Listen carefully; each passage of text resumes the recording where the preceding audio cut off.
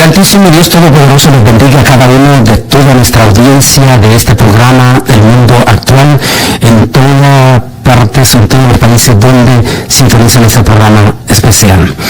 Compartamos en esta semana, la tercera semana de este mes de junio, un tema que creo que vale la pena que de vez en cuando recalquemos, hagamos análisis, porque lo que se escribió parte en los primeros 3 capítulos del libro de Apocalipsis se escribió como una historia que más tarde esa historia o ese pasado se volvería futuro. Vamos a estudiar el mensaje de la iglesia Esmirna, y para ello vamos a ir al libro de Apocalipsis capítulo 2 versículo 8 al 11, que dice así: escribe el ángel de la iglesia de Esmirna, el primero y el postrero, el que estuvo muerto y vivió, dice esto: yo conozco tu obra, tu tribulación, tu pobreza, y aunque eres rico, y las blasfemias de los que dicen ser judíos y no lo son, sino que son sinagoga de Satanás. No temas lo que has de padecer, y aquí el diablo echará a algunos de vosotros a la cárcel, para que seáis probados, y tendréis tribulación por 10 días. Sé fiel hasta la muerte, y yo te daré la corona de la vida. El que tiene oído, oye lo que el Espíritu dice a las iglesias. El vencedor no sufrirá daño de la segunda muerte. Dios bendiga su santa palabra. Esmirna, la iglesia de la persecución. Ese es el tema que quiero compartir con ustedes. Tengo alrededor de 5 discos grabados con todo el tema completo de las 7 iglesias del Apocalipsis. Cada uno de esos mensajes tiene profunda enseñanza que van arraigada en las múltiples de nuestras iglesias evangélicas hoy en día. Y en el 2015 estuve precisamente ahí en la 15 o más bien 16, estuve de nuevo visitando las 7 iglesias en un estudio especial. Y en esta ocasión la ciudad de Esmirna, donde fue la ciudad de Esmirna, estaba abierta porque la otra que habíamos ido estaba cerrada por cuestiones de investigación de los arqueólogos. Y estuvimos ahí donde fue esta ciudad y donde se habla de esta iglesia. Se le conocía como la iglesia de los hermanos pobres. Recuerdo en el estudio que tenemos grabado ahí, que compartí al grupo de peregrinos que andaba conmigo, y que si el Altísimo se lo permite, estaríamos posiblemente haciendo el próximo año un viaje de estudio escatológico a esos lugares, porque ya hay otros espacios arqueológicos que se han abierto. Pero bien, lo que quiero compartir es esto. Explicaba en ese estudio que Esmirna eran considerados los hermanos pobres, los hermanos de la persecución, los hermanos que pagaban un alto precio por conocer al Señor Jesucristo como su Señor y Salvador de su vida. Y a solo unos cuantos que consideraban se consideraba como la iglesia de la prosperidad, que por cierto ya para este próximo año ya va a ser abierto lo nuevo que se descubrió ahí en ese lugar que se conocía como la Odisea, donde los de la Odisea en cierta forma se sentían un poco soberbios, la iglesia de la Odisea, porque ellos se consideraban eminentemente privilegiados, porque era una ciudad eminentemente rica y porque tenía en sus adeptos dentro de la iglesia personas eminentemente ricas.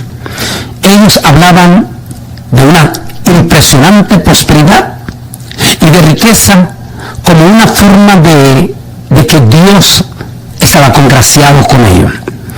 Se consideraban como los dueños de la visión, como los privilegiados, en los cuales Dios ponía en ellos la visión que los demás consideraban a ellos como los mismos, estaban ciegos y pobres y perseguidos. Dice la historia que los de la Odisea, que estaban cerca de Esmirna, se burlaban constantemente de los hermanos pobres de Esmirna. Mientras los de la Odisea disfrutaban de un populoso e impresionante templo que ya va a ser abierto el próximo año en los descubrimientos arqueológicos, se burlaban ellos de los hermanos de Esmirna porque ni siquiera tenían un templo libre donde se pudieran congregar libremente, sino que lo tenían que hacer en cierta forma como lo hacen hoy en día nuestros queridos hermanos en la China, que tienen que hacer sus servicios a escondidas o a veces hasta en la madrugada, o también como lo hacen nuestros queridos hermanos en los países musulmanes, donde arriesgan cada día que hacen un culto, arriesgan su propia vida. Así era la historia de los hermanos de Esmirna. Muy interesante, porque parece que el tiempo se detuvo en estos lugares como la India, como China y como los países musulmanes. Allí los hermanos de Esmirna, para tener un poquito mayor de libertad, explicaba en un estudio que llevo en el estudio de las 7 iglesias, grabado en vivo, buscaban reunirse en las catacumbas, porque había el prejuicio que inclusive muchos de nosotros, los latinoamericanos, cuando éramos niños, albergábamos de nuestros abuelos en nuestra América Latina cierto miedo hacia los cementerios, con la idea de que los cuentos que nos daban los abuelos, de que salían los fantasmas. En aquel entonces, como la gente era eminentemente, altamente supersticiosa, después de las 6 de la tarde, nadie se atrevía a ir a las catacumbas. Ahí, en ese momento, era una oportunidad para los hermanos de la iglesia de Esmirna de ir a esos lugares supersticiosos, no porque ellos eran supersticiosos, sino porque sabían que allí iban a estar libres, porque los miedosos, los traidores, los que los iban a denunciar, no se iban a asomar allí. Así es que muchas veces se reunían ellos en esos lugares de la catacumba para exaltar y alabar a Dios con una total libertad. Sea como sea, la iglesia estaba presente en esta ciudad de Esmirna. Miremos un poco de la historia de Esmirna, porque quiero hacer un análisis de esa historia pasada de Esmirna con el presente que estamos viviendo en este momento en nuestra iglesia. Esmirna era un puerto importante que se encontraba a unos 56 kilómetros al norte de Éfeso. La presencia del culto, la palabra gran tribulación, con las múltiples de tribulaciones que a los cristianos, a cada creyente, sobre todo en lugares donde la vida de ser cristiano no es tan fácil. Los creyentes deben esperar sufrir muchas tribulaciones, incluso en los países aún mismo ricos. Los verdaderos cristianos aún deben de saber que de una u otra manera siempre habrá tribulaciones. Los cristianos afligidos por la pobreza en esta vida pueden consolarse con el hecho de que poseerán, si se mantienen fieles a pesar de todas las circunstancias, poseerán riquezas especiales en la patria celestial.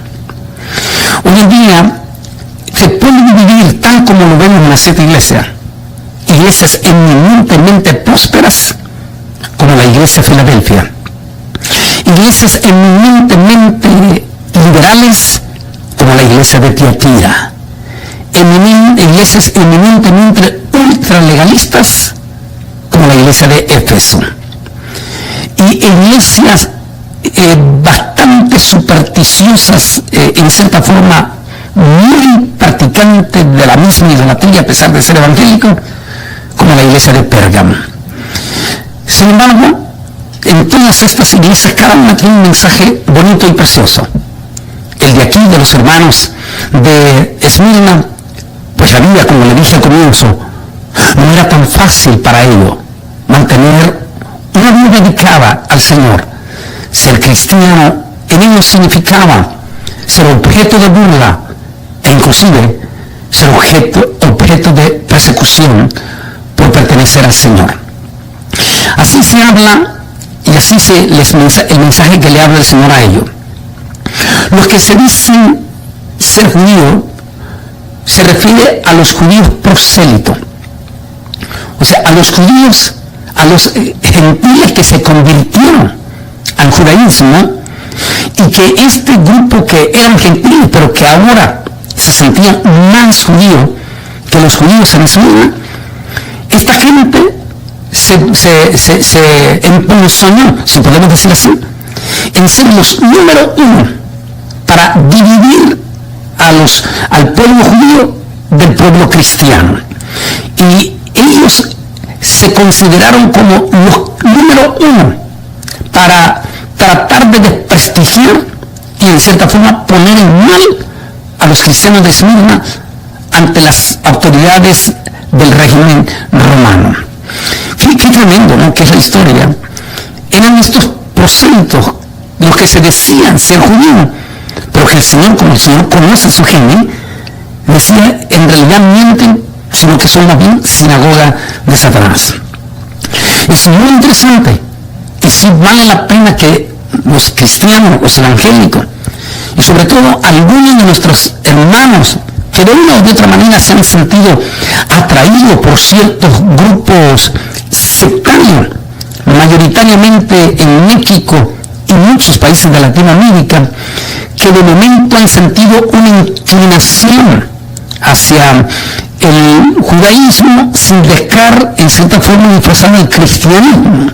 Y entonces se autotitulan, empiezan a creerse más judíos que los propios judíos verdaderos hebreos, y de momento estos empiezan a subestimar a sus hermanos que antes los saludaban con gozo y alegría cuando ellos se consideraban abiertamente evangélicos. Hoy estos en cierta forma están igual como el caso de estos prosélitos allá en Esmirna. Lo que están haciendo es dividiendo exactamente a los dos pueblos. ¿Por qué? Porque el pueblo judío hebreo en sí siente un aprecio profundo hoy en día, y eso está más que debidamente probado, siente un afecto profundo por los evangélicos. Y si no, haga una encuesta en Israel y verá que la inmensa mayoría del pueblo judío, incluyendo los propios religiosos en Israel, sienten no solamente respeto por los evangélicos en Estados Unidos, sino que ellos consideran a los evangélicos de Estados Unidos como sus amigos. Pero este movimiento, que en cierta forma sería prosélito, aunque no se han declarado abiertamente judaizante, en cierta forma ellos de alguna manera, porque siguen manteniendo todavía la creencia en Yeshua en su forma, el problema no está en que ellos quieran, porque hay prácticas lindísimas y preciosas del judaísmo dignas de imitar. El problema no está en que ellos imiten, en que ellos coman la comida sumamente saludable de la comida kosher, o que ellos quieran practicar esas fiestas preciosas de la Biblia. Todo eso no hay ningún problema. El grandísimo problema es que procedan o que actúen como estos prosélitos de Esmirna, que lo que se convirtieron en los que separaron a los cristianos de Esmirna como los verdaderos judíos o descendientes hebreos. Y estos prosélitos querían ser más judíos que los propios judíos, comenzaron a subestimar a sus propios hermanos evangélicos de donde posiblemente ellos habían salido, y que luego ellos mismos se convirtieron en delatores ante el imperio de Roma, y muchísimos de esos cristianos de Esmirna, por culpa de estos prosélitos, en cierta forma, la palabra prosélito quiere decir gentiles que se convirtieron al judaísmo. Entonces, a causa de esos prosélitos, muchos hermanos, incluyendo el famoso pastor Policarpo, fue sacrificado o como mártir ahí en Esmirna. Así es que, como que la historia últimamente también se está repitiendo, y por eso insisto a nuestros hermanos a tener mucho cuidado. Eso no significa que no tengamos congregaciones auténticamente mesiánicas, es decir, grupos de judíos verdaderamente judíos, convertidos a Yeshua Nazareno y que creen 100% en las Sagradas Escrituras Nuevo Testamentario, e inclusive creen 100% en todas las promesas del Nuevo Testamento, y que eso significa que en ningún momento niegan, jamás nunca, la deidad del Señor Jesucristo.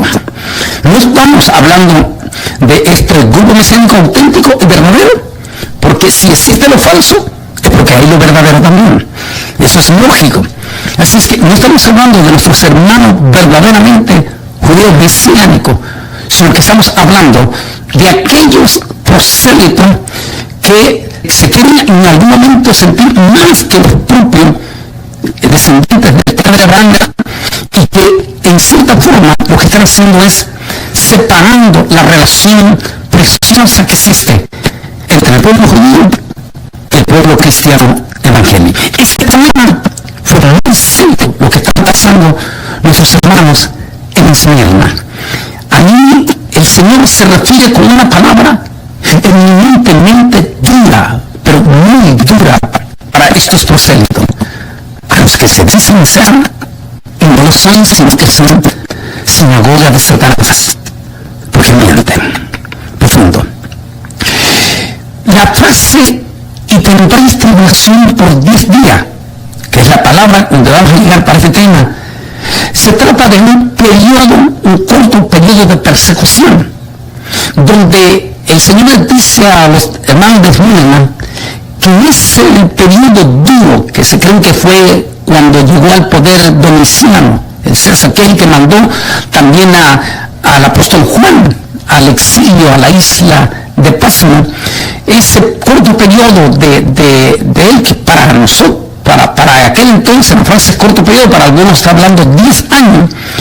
Ese periodo de 10 años fue duro, fuerte, durísimo. A eso es lo que se refiere: tendréis breve persecución. Para el Señor 10 años también puede significar una hora.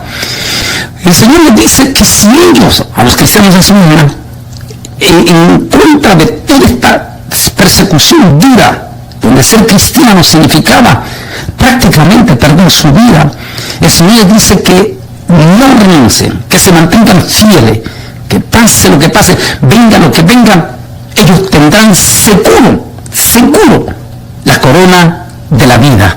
Es decir, Dios les promete una corona de vida a esos mártires. En la actualidad podríamos decir que muchos hoy en día, ante la crisis que es evidente, porque es evidente que estamos pasando una crisis en la iglesia a nivel global, aunque nuestra iglesia, al igual que las 7 iglesias del Apocalipsis en el primer siglo, tiene diversidad. Tenemos a nuestros hermanos pobres, en esto podríamos decir nuestros hermanos pobres en Cuba, donde a pesar de que no tienen todas las extraordinarias extravagancias que tienen los impresionantes hermanos aquí en los Estados Unidos, ellos, los hermanos en Cuba, alaban a Dios con el alma y con el corazón. Les compartía a un grupo precioso de empresarios que acompañé a Washington, D.C. para una reunión en el Congreso, y les compartía a estos empresarios petroleros que ninguno de ellos era cristiano. Les compartía la situación en Cuba y les hablaba a ellos de esas necesidades y de cómo en medio de estas profundas necesidades el cristiano en Cuba ama al Señor con una manera tan profunda y amaban a Dios con una forma tan genuina y tan extraordinaria que muchísimos aquí en Estados Unidos envidiarían. Múltiples de veces esos hermanos en Cuba, los pastores, andan con zapatos con un gran hueco en la plantilla de sus zapatos. Algunas veces solo tienen 2 o 3 camisitas, tienen que lavarlas constantemente, es lo que tienen, nada más alcance. Múltiples de veces, en algunas partes, en las partes más interiores del país, a veces solo tienen para comer una sola comida. Y aún así, ellos se congregan para alabar a Dios con el alma y con el corazón. Los hermanos tal vez pobres, tal vez en Haití, que nadie se acuerda de ellos, o los hermanos de África, o los hermanos perseguidos en Siria, en Irak, en la India. ¿Y qué más podemos decir? Los hermanos en China, donde si alguno de ellos es descubierto por el régimen comunista de China de que está practicando el cristianismo, en una forma irremediable es llevado a una cárcel y sentenciado a vivir el resto de su vida en una mazmorra. Es decir, todavía en este pleno siglo XXI, donde tanto hablamos de democracia y donde se habla de derechos humanos, que por cierto, qué bueno que las Naciones Unidas tuvo ese buen indicio. Lamentablemente y desgraciadamente, estos organismos de derechos humanos están nunca para defender realmente a las partes debidamente necesitadas, a las víctimas, en otras palabras, sino que ellos solo están para defender a los transgresores. Lamentablemente, esa es la triste realidad, y si no, pregúntenselo a los hermanos salvadoreños, a los hermanos hondureños y a los hermanos guatemaltecos. Entonces, los cristianos en estos países no hay ningún organismo, no hay nadie que nos defiende. Somos ignorados por las noticias. No somos ricos, somos pobres. Pero lo que quiero llevar es a esto. Mientras estos hermanos en Cuba, en la India, en China, en todos los lugares de pobreza, anhelan con lo más profundo de su corazón el retorno de nuestro Señor y Salvador Jesucristo, en las iglesias ricas y prósperas, hablemos no solamente de nuestra nación, los Estados Unidos de América, Canadá, sino que inclusive, como el cristianismo, por bendición de Dios, ha tenido un crecimiento de prosperidad impresionante en nuestros países de América Latina. Aquí tenemos iglesias sumamente riquísimas y sumamente poderosas que hasta se han prestado a dar pésimo testimonio. Todo Centroamérica y Sudamérica, donde la opulencia de sus líderes religiosos ha llegado a un nivel tan extravagante, exageradamente tan extravagante, que sus líderes, convertidos casi en semidioses por los propios idólatras seguidores evangélicos, ellos hasta se dan el lujo de tener hasta sus propias guardias personales.